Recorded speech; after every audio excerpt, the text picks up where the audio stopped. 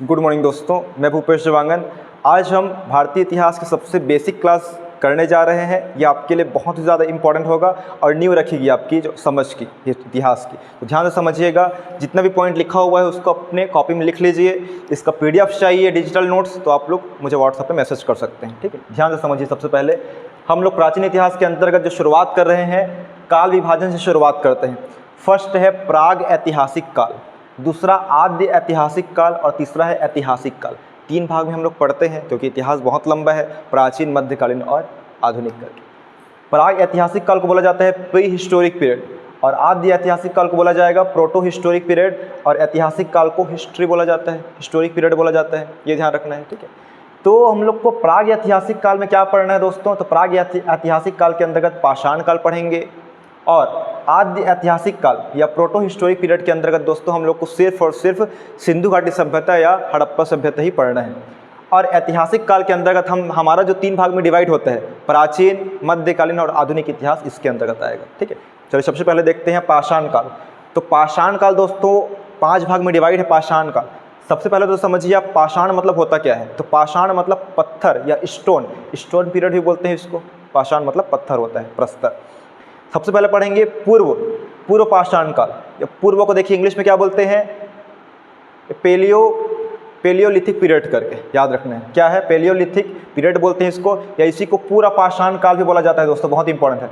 कभी पूरा आ गया या पूर्व आ गया तो याद रखना है, और इंग्लिश में तो यही रहेगा पेलियोलिथिक पीरियड करके। इसके अंतर्गत क्या क्या हुआ था इतिहास में, जैसे हम लोग बोलते हैं आदि मानव टाइप जीते हो करके, मतलब आदि मानव जो लोग थे वो इसी काल के थे। ध्यान से देखिए, इस काल में मानव क्या है? आदि मानव। आदि मानव मतलब क्या होता है? बहुत पुराने ज़माने का सोच विचार, रहन सहन, ये सब, ठीक, ये हो गया। और पुराने ज़माने के लोग किस पे आधारित थे? खाद्य क्या खाते थे? तो इन लोग मूलतः शिकार पर आधारित थे, शिकार करते थे उसी को फिर खाते थे, मांसाहारी तो थे ही थे, ठीक है, ये ध्यान रखना है। तो शिकार पर आधारित थे, उनका मुख्य जीवन जो है ये।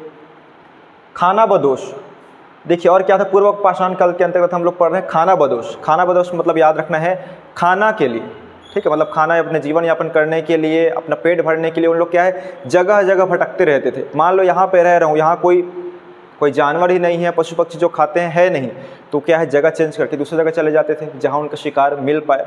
तो खाना बदोश मतलब खाना खाने के लिए दर दर भटकना, ठीक, ये ध्यान रखना है। और इसी दौरान देखिए दोस्तों, शिकार तो कर लेंगे लेकिन कच्चा खाएंगे, कच्चा तो नहीं खाएंगे, उसको भून कर खाएंगे या पका कर खाएंगे। तो इसके लिए आग बहुत जरूरी है, आग नहीं रहेगा तो कैसे काम चलेगा, ठीक है। तो आग की खोज सबसे पहले ही हो गई, याद रखना है। पाषाण काल के अंतर्गत पूर्व पाषाण काल में आग की खोज बहुत इंपॉर्टेंट है। आग की खोज इसी काल में हुई है। क्वेश्चन बहुत बार आ चुका है कि आग की खोज किसमें हुई है, तो पूरा पाषाण है, पूर्व पाषाण काल। पत्थर औजार, इसमें पत्थर के बड़े बड़े औजार रहते थे।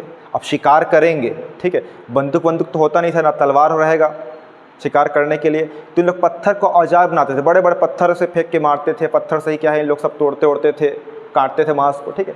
तो पत्थर के बड़े बड़े औजार थे, ये ध्यान रखना है। और इसी काल में चित्रकारी की शुरुआत हुई है। इस काल में मानव जो है, आदि मानव लोग चित्रकार करते थे, मतलब चित्रकार मतलब पेंटिंग बनाते थे।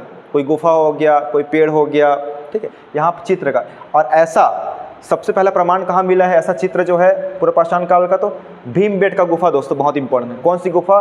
भीमबेटका की गुफा। और ये कहाँ स्थित है? मध्य प्रदेश में स्थित है। क्वेश्चन बहुत बार आ चुका है कि मानव द्वारा सर्वप्रथम चित्रकारी किस गुफा से प्राप्त हुआ है? ऑप्शन रहेगा एलोरा की गुफा, बाघ की गुफा, भीमबेटका गुफा और सिंघनपुर की गुफा, जो भी रहेगा। तो भीमबेटका की गुफा याद रखना है। और भीमबेटका गुफा कहाँ है? तो मध्य प्रदेश में है। और इसकी खोज सांखलिया नामक व्यक्ति ने किया था, डॉक्टर सांखलिया करके है।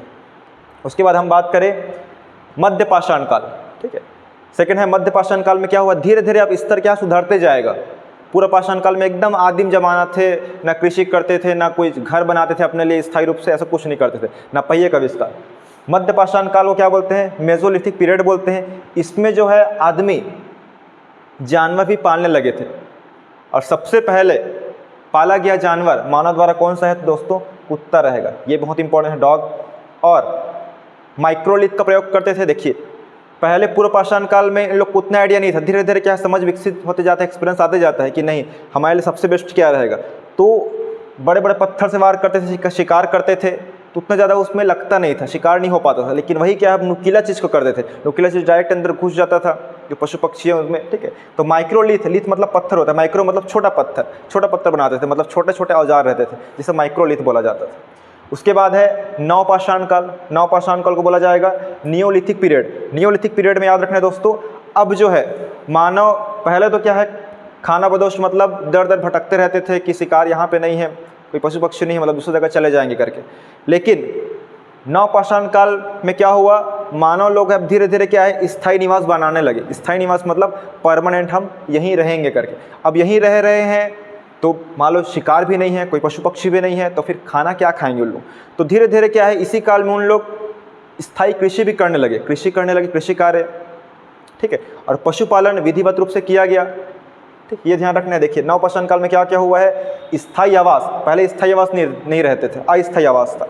और कृषि भी रह रहे हैं तो कृषि भी करने स्टार्ट कर दिए, और पहिए का भी आविष्कार हुआ है। देखिए आप लोग धान उपजाते हैं, गेहूं उपजाते हैं, जो भी लाए, लेकिन सोसाइटी में बेचते हैं या कहीं भी ले जाते हैं, ठीक है। तो उसके लिए क्या साधन चाहिए, मान लो इधर कंट्रोल से चावल लेते हैं आप लोग, तो गाड़ी चाहिए, किसी में लाते हैं, ठीक है। कितना ही बहुत सारा रहेगा, कितना ही हाथ में पकड़ के लाएंगे कंधे में, तो उसके लिए गाड़ी चाहिए। तो पहिए के आविष्कार भी इसी टाइम हुई है, पहिए के आविष्कार, बैलगाड़ी टाइप, ठीक है, ये ध्यान रखना है। तो नवपाषाण काल में याद रखना है, देखिए सब चीज़ रिलेट करके याद रखना है। स्थायी आवास मतलब यहाँ रह रहे हैं, एक ही जगह रह रहे हैं, मतलब जीवन यापन कैसे करेंगे, तो कृषि करते थे, खेती करते थे। और सबसे पहले जो है खेती कौन सी फसल की गई है, तो गेहूं और जौ की खेती बहुत इंपॉर्टेंट है, ठीक है, ये हो गया। उसके बाद फिर पहिए का भी आविष्कार करने लगे कि सामान को भाई विनिमय करना है या फिर ले जाना है, बेचना है, तभी तो उनका गुजारा हो पाएगा, तो पहिए का आविष्कार भी करना पड़ा इसी में, ये ध्यान रखना है। उसके बाद ताम्रपाषाण काल में याद रखना है दोस्तों, तांबे का प्रयोग किया गया, इसमें लोहे के स्थान पर तांबे का प्रयोग किया गया, और मानव द्वारा प्रयोग किया गया पहला धातु कौन सा था, तो तांबा था, ये ध्यान रखना है। इसको चैलकोलिथिक युग बोलते हैं, ठीक है, याद रखना है, चैलकोलिथिक युग बोला जाता है ताम्रपाषाण काल को। और सबसे लास्ट है इसमें महापाषाण काल। महापाषाण काल में दोस्तों याद रखना है कि किसी की मृत्यु हो जाती थी, उसको दफनाया जाता था, और वहाँ पे बड़े बड़े जो पत्थर है उसका ढेर लगा दिया जाता था। जैसे आप क्या है चौरा बना देते हैं, पहले क्या है पत्थर का ढेर लगा देते थे, वही क्या है महापाषाण काल है। आशा करता हूँ कि इस लाइन में जो लिखा हुआ है वो तो आपको समझ आ ही गया होगा, ठीक है। इसको अच्छे से नोट कीजिएगा, ठीक है। कोई भी बुक देखने का आपको ज़रूरत नहीं है, पूरा बुक का सार बात मैं लिख चुका हूँ यहाँ पे, इसी बस को नोट कीजिएगा। PDF आपको चाहिए तो मेरे पास मैसेज कर सकते हैं, इसका डिजिटल नोट्स आपको मिल जाएगा। अब बात करते हैं हम, इधर ध्यान से देखिए, अन्य तथ्य में प्रथम पालतू जानवर आपको बताया हूँ, मानव द्वारा पाला गया सबसे पहला जानवर कौन सा था दोस्तों, तो कुत्ता था, बहुत इंपॉर्टेंट है, कौन सा रहेगा, कुत्ता रहेगा। प्रथम धातु मानव द्वारा प्रयोग किया गया प्रथम धातु कौन सा था, तांबा, और तांबा के लिए सबसे फेमस जगह कौन सा है, राजस्थान का खेतड़ी बहुत फेमस है, ठीक है। और बात करें प्रथम फसल, मानव द्वारा प्रथम जो खेती की गई है कौन सी फसल को लेकर की गई है, तो कौन सी फसल की गई है, गेहूँ और जौ की गई थी। उसके बाद 4th नंबर पॉइंट है, भीमबेटका गुफा की खोज किसने की है, सांखलिया ने, और भीमबेटका गुफा कहाँ है, MP में है। उसके बाद है राष्ट्रीय मानव संग्रहालय, राष्ट्रीय मानव संग्रहालय कहाँ पड़ेगा, ये मध्य प्रदेश की राजधानी भोपाल में पड़ेगा दोस्तों, बहुत इंपॉर्टेंट, राष्ट्रीय मानव संग्रहालय, ठीक, ये ध्यान रखना है। उसके बाद है गर्ता आवास, जैसे आप लोग देखते हैं, ठीक है, तल वाला घर बोलते हैं, ठीक है, तल वाला घर बोलते हैं, मतलब अंदर में रहता है, ग्राउंड में, अंडरग्राउंड करके, ठीक है।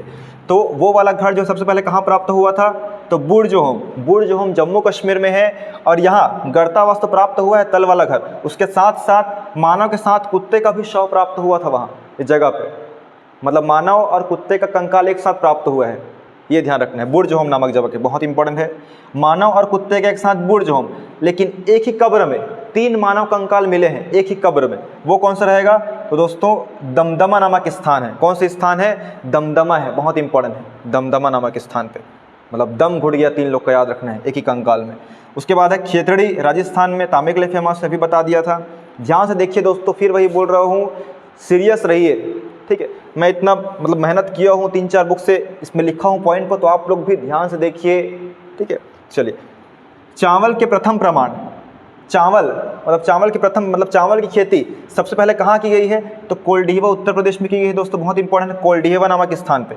अगर कृषि आ गया, कृषि में का सबसे पहले प्रमाण कहाँ से मिला है, तो मेहरगढ़ से मिला है। चावल को याद रखना है, चावल को खाना है, चावल को ऐसे करके, चावल कोल्डिहवा करके, चावल कोल कर, ठीक है। और कृषि वाला तो मेहरगढ़ रहेगा। और पशुपालन, पशुपालन के साक्ष्य कहाँ से मिले हैं? तो आदमगढ़ दोस्तों, कहाँ से मिला है? आदमगढ़। और कहाँ पड़ेगा? एमपी में पड़ेगा, मध्य प्रदेश में, आदमगढ़, पशुपालन के साक्ष्य। उसके बाद है चापड़ चापिंग पेबुल संस्कृति। देखिए दोस्तों, आपको लगेगा इधर साइड का कि ये सब तो क्वेश्चन आएंगे नहीं करके, लेकिन आया हुआ है यूपीएससी एग्जाम में, तो बिल्कुल भी इधर आ सकता है, बहुत सारे एग्जाम में आया हुआ है सीजी व्यापन सीजीपीएससी में। तो चापड़ चापिंग पेबुल, प आ रहा है दोस्तों, याद रखना है। इसी को सोहन घाटी नदी पर है, पंजाब में स्थित है, बहुत इंपॉर्टेंट है, डायरेक्ट क्वेश्चन आ चुका है कि चापड़ चापिंग पेबुल या सोहन संस्कृति किस राज्य से संबंधित है? तो पंजाब में। उसके बाद है हैंड एक्स संस्कृति, हैंड एक्स मतलब हथियार होता है इस प्रकार से, तो मद्रास में है। जैसे दक्षिण साइड जाते हैं उन लोग क्या है, हाथ वाला क्या पकड़े रहते हैं, हंसियाँ उससे पकड़े रहते हैं, उसी से बनाते हैं, तो ऐसे ही पता चल जाएगा, हैंड एक्स। उसके बाद है आहार संस्कृति, अभी क्वेश्चन आया था सीजीपीएससी में, आहार संस्कृति जो है किससे संबंधित है? तो आहार संस्कृति लगभग जो है दोस्तों ये वही पाषाण काल या हड़प्पा काल से संबंधित रहेगा, तो ऑप्शन था हड़प्पा काल, तो उसी से संबंधित रहेगा। और ये आहार संस्कृति दोस्तों कहाँ है? राजस्थान में है, बहुत इंपॉर्टेंट है। और मानव साक्ष्य, मानव के सबसे पहला साक्ष्य कहाँ मिला है? मानव के सबसे पहला साक्ष्य मतलब मानव के प्रमाण, तो दोस्तों नर्मदा घाटी में मिला है, बहुत इंपॉर्टेंट है। कहाँ? नर्मदा घाटी में। इतना ये लिस्ट भी आपको याद हो गया होगा, लिख लीजिए, नोट कर लीजिए। उसके बाद है सबसे लास्ट है पंचनद भूमि, मतलब 5 नदियों की भूमि, बहुत इंपॉर्टेंट है कि पंजाब में कौन सी नदी नहीं बहती है, क्वेश्चन आ जाता है, या पंचनद में कौन सी नदी शामिल नहीं है। तो दोस्तों याद रखना है पंजाब में कौन कौन सी नदी बहती है? झेलम, रावी, व्यास, सतलज और चिनाब। इसका पुराना नाम भी बहुत बार क्वेश्चन आ चुका है कि झेलम नदी का पुराना नाम क्या था? वितस्ता नाम था। और चीज़ बात करें तो झेलम नदी पर ही पोरस और सिकंदर महान का युद्ध हुआ है, इसी को हाइडेस्पिस युद्ध भी बोला जाता है, बहुत इंपॉर्टेंट है, ठीक है। रावी नदी दोस्तों याद रखना, इसका पुराना नाम क्या था? परुष्णी नदी। और इसमें जो है 10 राजाओं का युद्ध हुआ है, 10 राग युद्ध पड़ते हैं। और व्यास नदी का पुराना नाम विपाशा, ठीक है, ये ध्यान रखना है। और सतलज नदी का शतुद्री नाम है पुराना, और चिनाब नदी का असीकमी नाम था दोस्तों, पुराना नाम था। ये पुराना नाम भी बहुत इंपॉर्टेंट है, ये ध्यान रखना है, ठीक है। उसके बाद प्रमुख संस्कृति की बात करें, हमारा लास्ट है, उसके बाद जो है नेक्स्ट वीडियो हमारा हड़प्पा संस्कृति, ये सबसे आगे बढ़ेगा, ठीक है, चैप्टर वाइज बढ़ रहा है आगे, ध्यान दीजिएगा।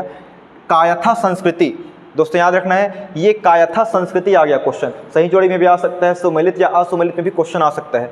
तो कायथा संस्कृति दोस्तों चंबल नदी घाटी में रहेगा। कहाँ रहेगा? चंबल नदी घाटी में। चंबल नदी घाटी मतलब इधर राजस्थान और मध्य प्रदेश के एरिया में। रंगपुर कहाँ पड़ेगा? तो रंगपुर गुजरात में है। और रंगपुर किस नदी किनारे स्थित है? तो मादर नदी किनारे स्थित है। जारवे संस्कृति ये दैमाबाद इलाके में पड़ेगा, मतलब इधर पड़ेगा महाराष्ट्र में। और प्रभास संस्कृति, तो प्रभास संस्कृति दोस्तों तटीय क्षेत्र, मतलब गुजरात का जो इधर तटीय क्षेत्र है जिधर समुद्र टच करती है, वहाँ पे संस्कृति था, वहाँ के लोग का जीवन यापन था, इधर पढ़ेंगे, जैसे हड़प्पा संस्कृति पढ़ते हैं। और लास्ट रहेगा हमारा झूकर या झांगर संस्कृति। झूकर या झांगर संस्कृति ये पाकिस्तान में पड़ेगा, इधर साइड पाकिस्तान में। तो दोस्तों हमारा ये जो है काल विभाजन वाला चैप्टर खत्म हो चुका है, पाषाण काल से लेकर पूरे जितने भी अन्य तथ्य थे, ठीक है। इसके बाद आपको कहीं से पढ़ने की जरूरत नहीं है, आप सिर्फ क्वेश्चन एमसीक्यू लगाइए। इसका पीडीएफ प्राप्त करने के लिए आप व्हाट्सअप नंबर होगा थंबनेल पे, उस पर मैसेज कीजिए और पीडीएफ प्राप्त कर सकते हैं। आगे इसी प्रकार वीडियो देखने के लिए हमारे चैनल को सब्सक्राइब कीजिए एंड शेयर कीजिए। Thank you.